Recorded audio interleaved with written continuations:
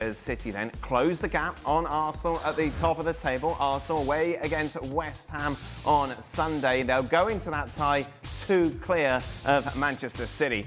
For more on this, let's welcome in Frank Leboeuf. Craig, you hit the nail on the head. This was not a 3-0 win for City.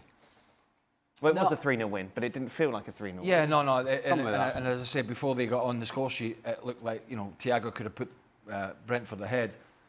I thought Brentford would, and we were talking on yesterday's show, I thought Brentford would have been a little bit more front foot and a little bit more open, but they were not. They did open up in the second half, but they were more resolute. They defended deeper, and that made it difficult for City, who were taking all these touches again. Yeah.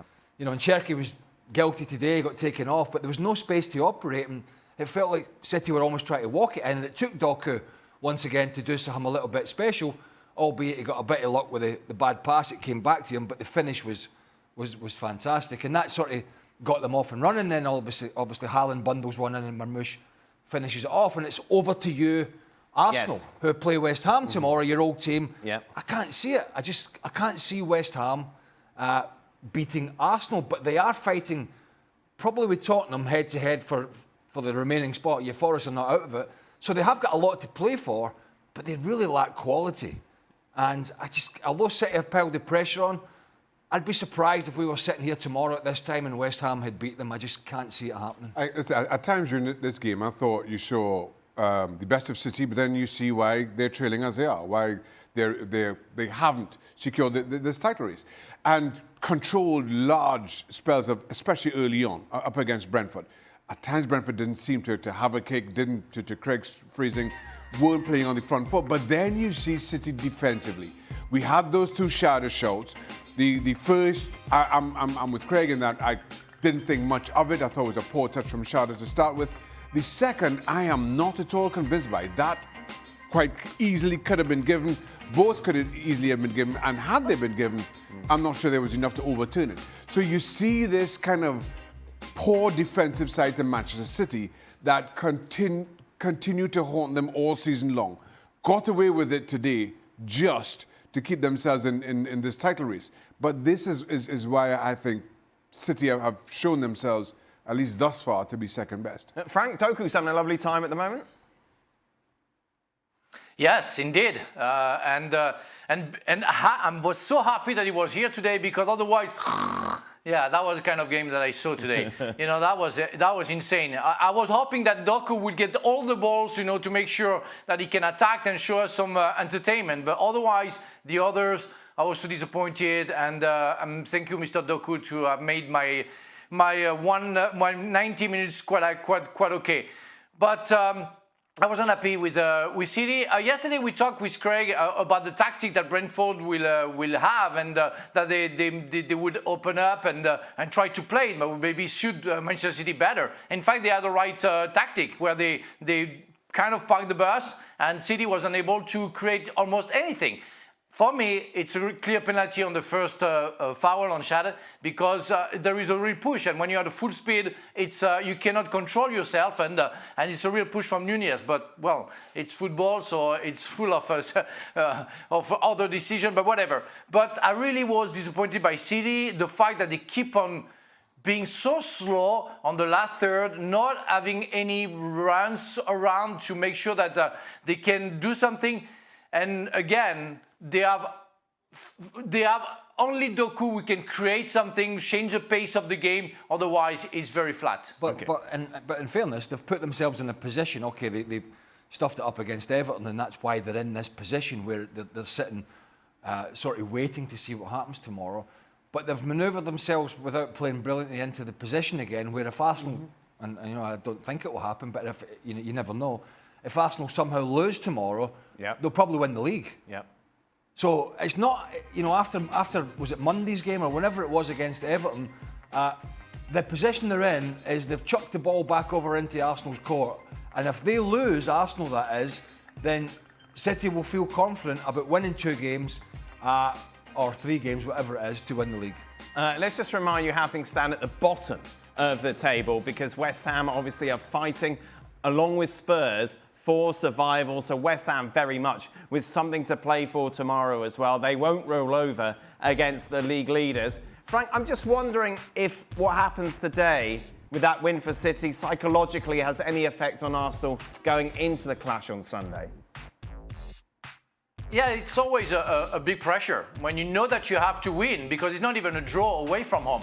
You have to win, and against a team who are fighting for their survival, and that's going to be tricky for Arsenal because they have no other choices. They know if they draw, Manchester City, which I think is going to play on Wednesday, if they win, they're going to go first, and it's going to be hard for them to catch them back. So Arsenal has to win, know the pressure.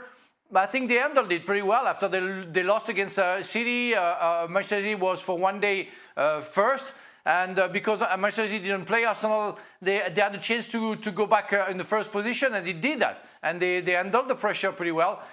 I guess I don't see Arsenal losing against West Ham, but a draw is possible, and a draw is impossible for Arsenal. So the pressure will be there. It's going to be intense for both teams for different reasons, but I think it's going to be interesting to watch. A draw, of course, means it would then go down to goal difference if they all win out. Shaka, you've been banging on all day that you think West Ham are going to get something from this game. I think there's every chance. Listen, West Ham are where they are, and deservedly so. The only reason they are not relegated at this point is because since losing to Nottingham Forest in the first week of January, West Ham have lost one game at home. Manchester City dropped points at West Ham. And all of a sudden, they've put together a bit of a fight, building on that home form, and kind of understanding West Ham and a lot of the psychology around that club. They welcome teams who are flying, who are looking to lift titles, coming late on, and just playing party pooper. I think that plays into their wheelhouse. This is don't take this for granted if you're Arsenal. So what are you saying, Shaq? What score are you going for? What score are you going for? I'm backing my own club to get something out of this. You do realise that the game's not at Upton Park, don't you? It is, right? No, it is. It is. No. No, not Upton Park, at West Ham. Yeah, I know, but you're talking as if it's the Upton Park. No, it's the Upton Park atmosphere, and teams don't want to go there. But they have lost one game since the first week of January at home. I'm expecting Arsenal to flex their muscles tomorrow against this West Ham team. As at this moment in time, the best team in England, they're in the Champions League final. I'm expecting them to boss this game and win this game. Is there an argument to say we haven't really seen Arsenal flex their muscles against an opposition that's had something to play for? Would you say they flex their muscles against Atleti? You know, we wrote. I thought Arsenal were outstanding against Fulham, and yes, but Fulham have been on the holidays. Right. Yeah, this is to your point, I guess. So now, if Arsenal play anything like we saw, opposition aside, like we saw against Fulham, I think they cruise through these last 3 games of the season, and it's in no real doubt.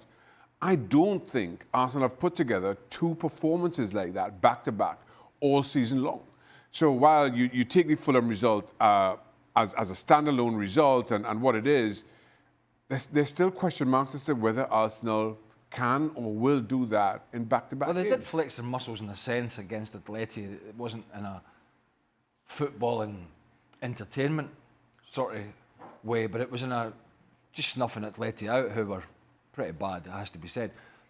But pressure does amazing things to players and teams, and we've seen it with Arsenal, we've seen it with Arteta, we've seen it within the crowd. So the pressure does amazing things, but that pressure is also West Ham's, because Arsenal can do Tottenham a favour by putting another nail in the West Ham coffin, which I'm sure Tottenham fans will be hoping. Bit of a juxtaposition that Arsenal going to win the league, but Tottenham need to survive. They need to survive. So I've been down there at the bottom fighting and scrapping. If you make it really ugly and tight for these bigger teams, then they can get frustrated.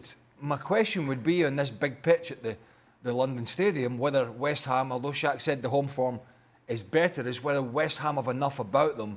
And they have been defensively getting better under Nuno, because he couldn't fix it at the start.